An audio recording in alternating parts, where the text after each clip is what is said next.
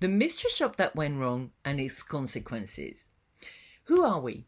We are business coaches, and for over 10 years, we have supported owners and managers to thrive in their businesses. We love the details of the operation that makes the customer journey memorable. Ultimately, it doesn't matter the concept you have built. What matters is for your customer to love it so much that they want to come back again and again. Let it be your best form of marketing, the recommendations, customer engagement before, during, and after their visit, and the impact you have on their lives. And for them to say to themselves, I feel amazing when I go there. We believe that each business is different, from the vision to the challenges it faces. However, the core of the customer journey is the touch point that makes a difference from a mediocre, average, to an incredible time with you. There's more and more competition out there. Comparison hits us all at times, and it's hard not to take notice, especially if you feel you haven't got it all right at this stage and feel a little bit overwhelmed with the business operational aspect. The fact is, as an owner, you built this business to give you freedom and a sense of contentment. Whether you know you have things to create, revisit, or reshape within your business, since you cannot be there 24 hours, and you shouldn't. The only question remains, is my customer journey still engaging the client through the smooth operation that I have built? Why do we do mystery shops? Most of the time, the owner is convinced of what is happening in their business and knows what will happen. However, they can be quite nervous about what we're going to highlight. It's like someone coming to your home and pointing things out. It can be quite unsettling. For us, it's a way to understand your business and focus on what matters with what we can see and perfect that customer journey. Ultimately, everything relies on the latter. And the devil is in the detail. I once was having a manicure and a pedicure with two therapists at the same time in a high-end salon. The receptionist asked me as I sat down if I wanted something to drink. I said water, and she asked me if I would like a tea or coffee. I said yes. By the time I had the drinks delivered, my nails were in foil and the cup was behind me, so all I could see was my coffee getting cold, and the handle was so small I couldn't grab it even if I wanted to. Is that all you have to complain about? The owner asked me. Well, yeah, that's a big deal. If I'm being asked if I want a coffee and pay for a service, then these types of detail matters, because now my money has a value. And all the receptionist had to do was to use common sense rather than being robotic in her approach. Ask me once my manicure was done, whilst my pedicure took longer. Now I can offer you a hot drink. What would you like? Better still, set my expectations before the whole experience. I'm going to offer you a hot drink once your manicure is finished. Pre-order. Make my experience flawless. You must remember that as a client, we feel that we are experiencing something that has no price if the overall experience is on point. To us, there's a defined procedure that will gain the trust of the client, who will be more comfortable in spending their money with you. What is the benefit of a mystery shop? Mystery shops are important to understand the areas of improvement, revisit the customer journey, and create best practices. They give you a guide to work towards, but most importantly, they highlight the good, the bad, and the ugly. The more you work on this, the more you will smooth and enhance the customer journey. When you do that, the staff journey also becomes even smoother, as you automatically start to work on the staff culture and deliver better processes. Case study. By conducting a case study evaluation, you can learn more about what has worked well, what has not, and what you might want to change in the future. Let us take through this example, and why not write down, whilst you are reading or listening to it, what you would work on to make it better. Now let me take you through the story of the mystery shop that went wrong and its consequences. We were asked by this owner in the UK to conduct a mystery shop on a Saturday. In her mind, everything was good. It was purely an exercise to define what we thought of an amazing business and what they could do to introduce in the future. She needed help in creating processes as the team consisted of quite a few different departments, and we already could see that the whole operation was relying heavily on herself and one manager, which could implicate a lot of difficulties on the day-to-day. She also wanted us to think of new ideas. However, we could already assess that the lack of structure at management level and the difficulties in generating strong cash flow and revenue after 5 years of opening were ringing alarm bells. I was the one who conducted this mystery shop and I had my stories prepared. I was called Angela, I'm local. I normally have all of my treatment in another local high-end aesthetic clinic. I spend 1 day a month to have all of that I need. However, I recently came with my PA to their vegan cafe and loved it so much that I decided to give this place a go. I asked my PA to secure my appointments as I'm such a high flyer and a very busy entrepreneur. I mean, talk about opportunities, high-end salary, spend a day a month on all of my treatment, so he's quite knowledgeable about what I'm looking for in my skin and is committed to getting results. But something in my current routine might not be relevant to me anymore as I'm prepared to try something new. I'm local. My PA organises everything. I already sampled the venue in the cafe. If we had this customer in front of us, we would ensure she would rebook and stay loyal to us. So now, let me tell you the story of the mystery shop that went wrong and its consequences. Number 1, making an appointment. The first thing that we do when conducting a mystery shop is to call reception to secure an appointment. But before securing the booking, we analyse the online experience. Is the brand message clear? Are we engaged straight away as a client? Is the USP clear, your unique selling point? Or is the message completely confusing? And after 5 minutes, do I feel like I want to look somewhere else? In this case, the online experience was straightforward to navigate. Making an online booking was easy and the confirmation was clear. We cancelled the booking straight away so we could simply understand the process. The email came clearly, however, this is what could be improved.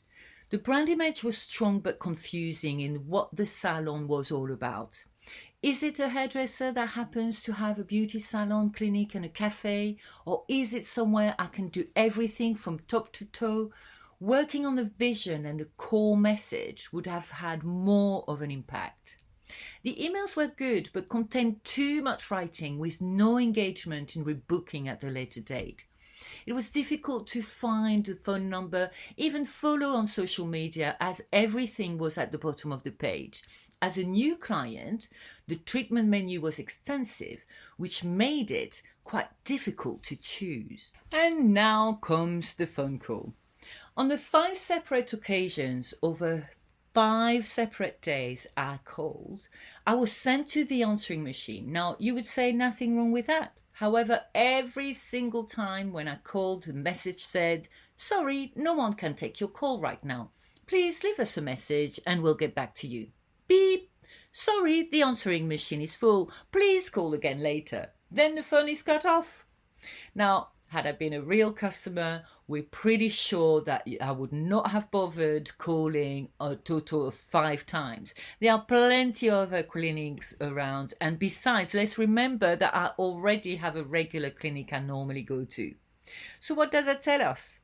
No one checks the answering machine throughout the day, never mind the week. There are no procedures at reception to ensure this doesn't happen. The phone system could record the numbers and there could be a phone call back to the client regardless, but that didn't happen. On the 6th occasion, I finally managed to speak to someone. I was securing quite a few appointments and told the receptionist my story. Not that she seemed to care, she sounded unsure and stressed about all these appointments that she needed to think of. I wanted to book a brow shape, a lash lift, a leg wax, a Brazilian, a lip wax, a shellac manicure and a normal pedicure, as well as a relaxing massage. And I'm so stressed and I never get that in my current clinic since there are more aesthetics. And finally, since I was there, a haircut and a blow dry for that special evening that I had planned. The receptionist did not ask me if I had any kind of polish or gel on my hands or feet, and more importantly, no mention of a patch test for my lash lift, which could have had some serious implication if some kind of allergic reaction were to occur. So I said nothing. It's down to the receptionist to guide me and pay attention to the detail. Finally, my appointments were secure for the coming Saturday. I could be starting at 11 o'clock and finish around 5 p.m. Unfortunately, the receptionist also failed to ask if I'd like to have lunch, considering there is an on-site cafe. Talk about a missed opportunity here and a lack of a customer journey. I then received a WhatsApp confirmation. Now, don't get us wrong, it's fine, but we prefer for the receptionist to advise a client beforehand that this would happen. We feel WhatsApp is quite personal and it can be quite intrusive for some people. So, what does that tell us so far? There are few procedures for confirming appointments, or better still, a cancellation policy if there is one, since I am taking over 6 hours of appointments. It's very dangerous to have such a busy day and have zero deposits. We hadn't been asked to come for a patch test or my lash lift, which is quite concerning in all aspects, including insurance, and this could make the experienced clients quite nervous.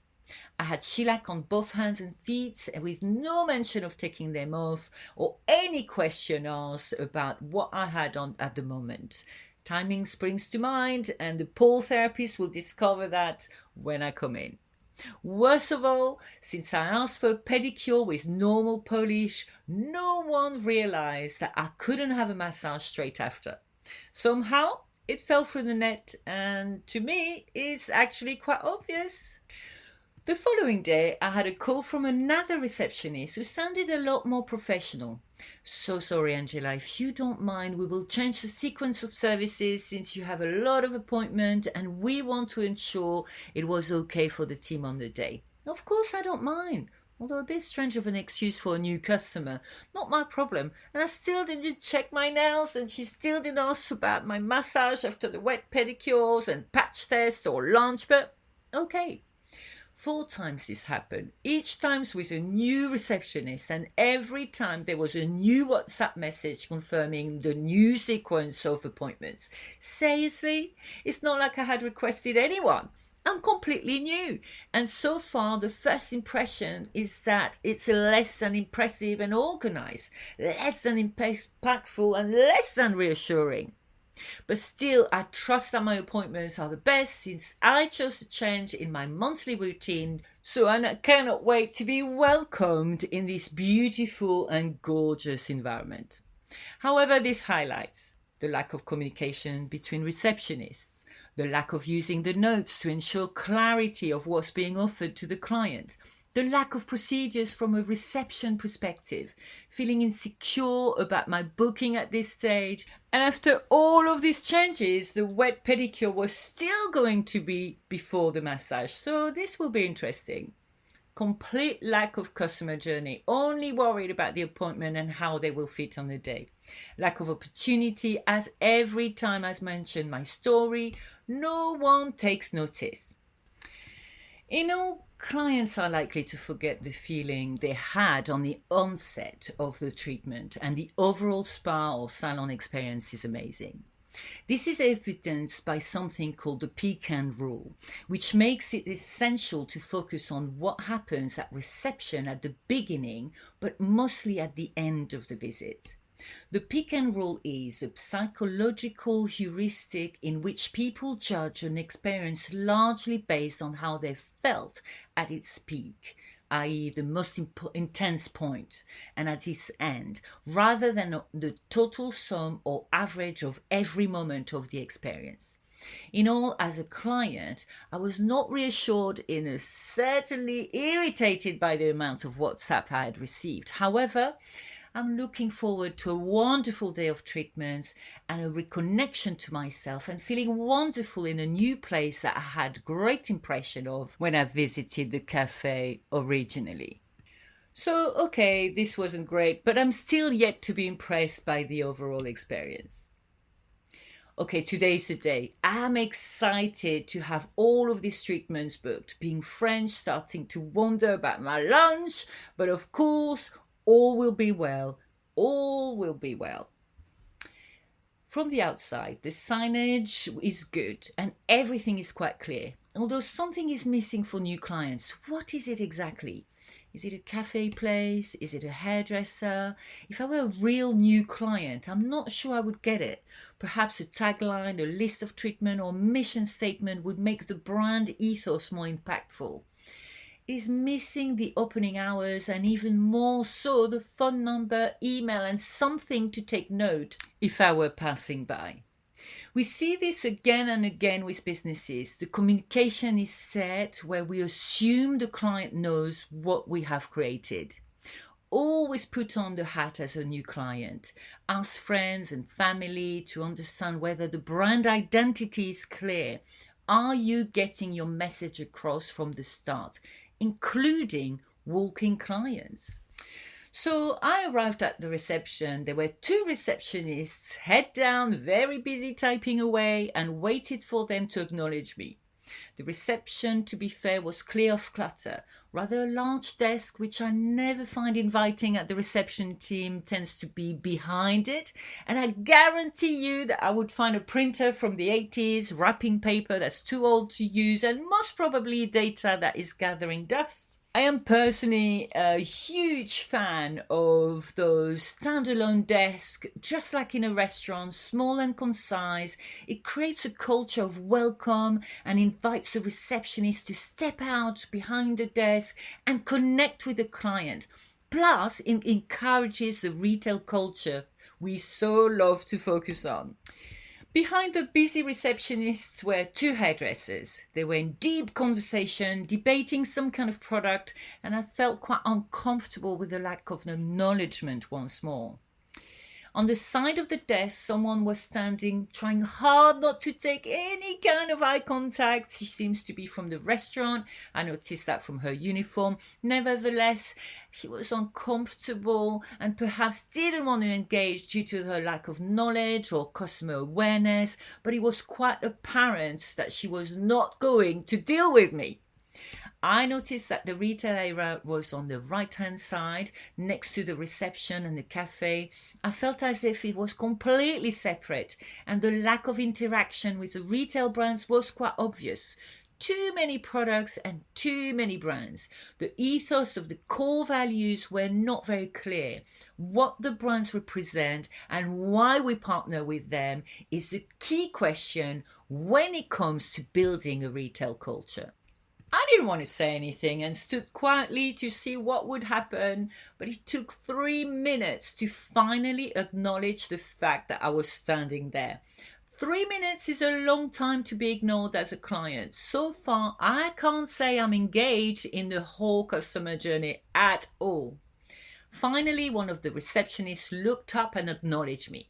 She was friendly and welcoming, but a little tad too late, I felt. As a real client, I would have been quite uncomfortable. I mean, you could argue that as a real client, I would have introduced myself directly. But I believe that acknowledging the customer straight away is the key to a 5-star customer experience. Even if busy, simply by saying, "Welcome to Olala Salon. I'll be with you in a moment. Feel free to browse the retail area in the meantime." Anyhow, the lovely receptionist checked me in and said, "Oh, you're in for a treat. You're with us all day." Yes, finally, some kind of awareness of what I'm doing here. She came out of reception and walked me to the beauty room and then proceeded to say, "I hope you don't mind, but we changed your sequence of services to accommodate all of your treatments. I mean, really? Seriously? And still no lunch, I thought? You have to smile by then because it's quite laughable." She proceeded to explain the new sequence of my appointments, but still no question were asked about my current nail polish or no sign of asking anything about my patch tests for LVL. The explanations were more operational than engaging me in the personalization of my customer journey or asking me about my story. So far, I'm just being guided to the treatment room, and there were a lot of missed opportunities here. The reception is the heart of the customer journey and engages the client for the long term. Therefore, they should be trained constantly and is completely flawless. Never underestimate the repeating messages in a training plan. I finally meet my first therapist. I wasn't sure if she was going to be the only one for all of the beauty treatments I had booked, but she was just lovely and welcoming.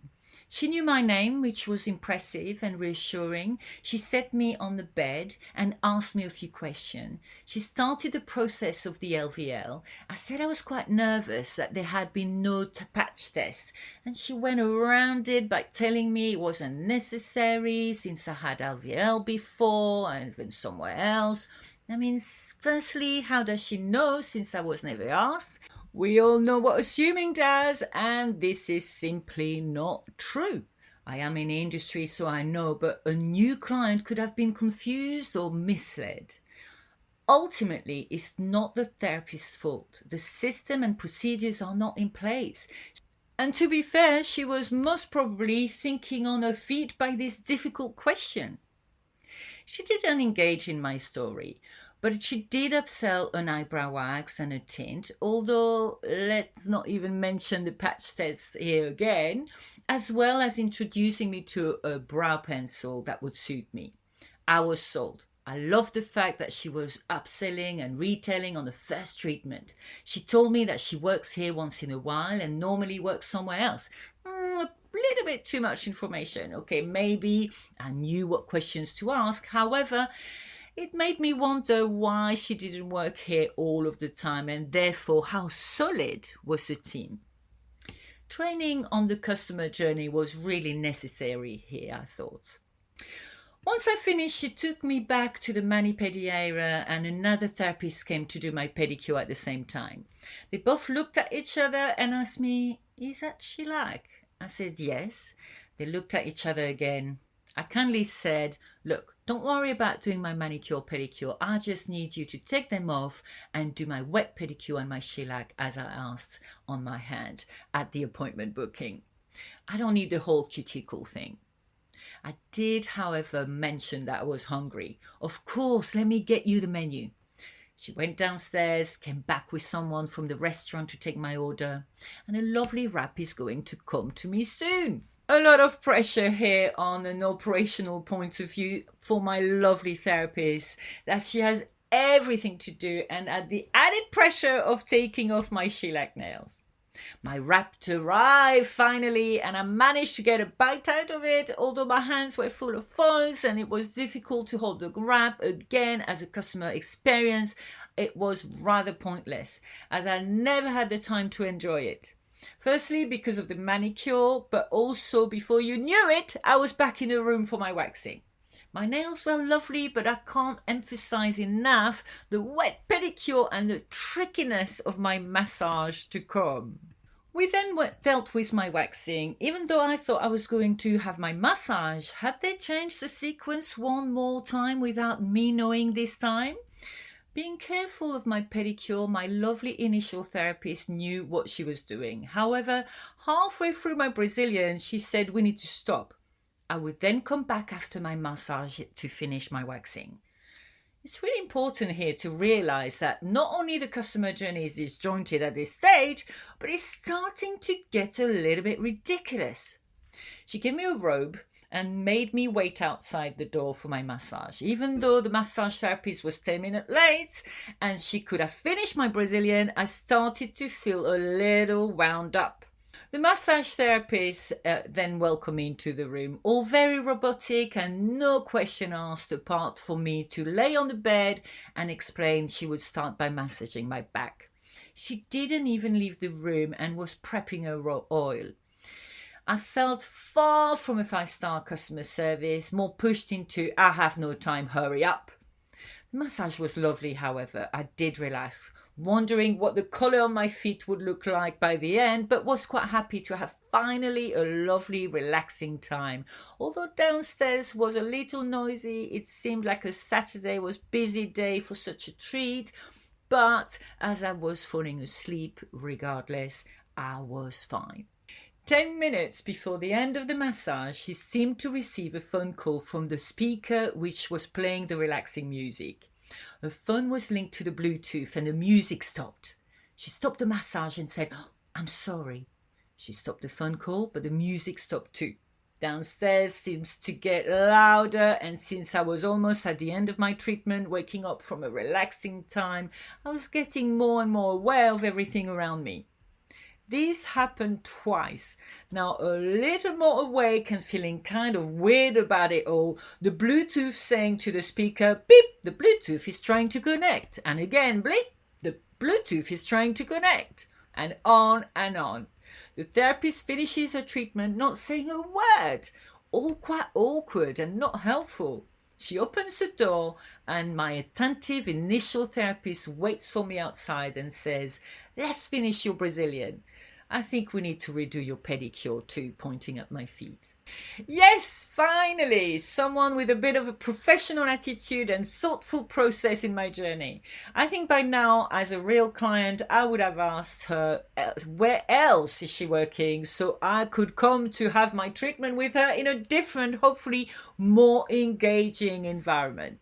My waxing is finally finished, thank you very much. I don't fancy going home with half a Brazilian. And although weirded out by the massage, she takes me to a pedicure area.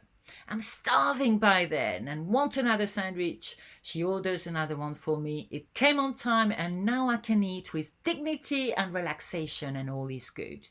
She says goodbye and suggests a scrub for my feet as they dry and mentions the name on how often I should use it. I can't thank her enough for being amazing and the only one that truly cared. I'm now eating and relaxed, finishing my sandwich, and I am ready to use the bathroom. On the way back, I'm confronted by a receptionist with a clear attitude on her. "Oh, here you are," she said in an authoritative voice. I said, "Yes. We've been waiting for you downstairs. The hairdresser was wondering where you were." I said nothing, but I think my face said it all. Now I'm offended and annoyed, and seriously, it's now down to me to know when to go downstairs and to talk to me like it's my fault. Seriously, after what I've experienced, surely that should have been mentioned at some point. Plus, if we go back to the amount of time my appointments of sequences were altered, I simply, as a client, could not remember or even care about your issues with your lack of communication and organization. Customer journey training is needed here for sure. We have an awkward walk to the hair salon by not saying a word, carrying my bags, coat and shoes since I'm using their flimsy flip-flops to dry my feet. Not 1 ounce of her felt that I needed help with all of that. I finally arrived at the hair salon and the hairdresser was lovely. She upsells me a treatment at the backwash, sells me a shampoo and conditioner that's going to solve all of my dead ends, and overshares her life story without asking me much about me, but she's engaging in some ways. She even does a patch test for my rebooking with my collar. I enjoyed it. I would consider her for my local hairdresser if I were a real client. The only thing that puts me off was when she was blow drying my hair, her next appointment arrived. She welcomes her and says to me, "I hate it when my clients come too early. It makes me feel rushed." No, too much information, too familiar, too little respect for a potential new client. What would have she said about me to her next client? She does a great job, however, is happy, I'm thanking her, put all of my stuff back on, wondering if the collar of my feet is dry, but by now no one cares, including me, as I'm back off to reception. Now is when you know the systems are not right. As when I arrived back at reception desk, the receptionist gave me a big smile. All good there. And then she said, "Okay, Angela, so what treatment did you have?" Eh? What? What do you mean? Surely you should know. None of the extra treatments were added to my bill, not to mention any of the sandwiches or any retail sold was even shown to me, let alone any kind of rebooking. No interest in keeping me as a client. See you later. Goodbye. I paid for the initial treatments. That was it. All of the opportunities were completely missed here. In all, one of the worst mystery shops I've ever experienced, and confirms everything we believe here at the Delforge Group. It's all about structure and systems to deliver a smooth customer experience for them to want to come back to you again and again. No marketing was ever sent after that, apart from a text message asking me to leave a review. With what I've experienced, there's a big chance that I would have left a terrible one. That's where I feel the systems were missing on that personal touch. What can you do to ensure that the customer feels engaged at every point of their journey with you? So here are the areas that would suggest to review for this particular business. Number 1 is customer journey, to be defined to engage the customer before they know about the business, during their visit and after their visit. Number 2 is structure, to ensure that the communication and priorities are clear, which means who does what, when and how. This allows the business to rely on clear processes and procedures. Number 3, systems in place to create a smooth customer journey and never miss an opportunity. Number 4 is team culture, to engage the team via personal development, which ultimately builds loyalty. Number 5 is meetings, to enforce and reinforce the customer journey, achieve set targets and create a strong sense of achievements. Number 6 is staff journey, to ensure the onboarding processes and staff loyalty is completely defined. Number 7 is management to leadership focus, to engage each manager in leading the team forward. Number 8 is reception training, to focus on the customer journey, minimize the gaps in the diary and look at all the opportunities within the day. Number 8 is retail culture, to increase revenue and loyalty and generate long-term sales. Number 9, customer loyalty program, to keep filing that diary.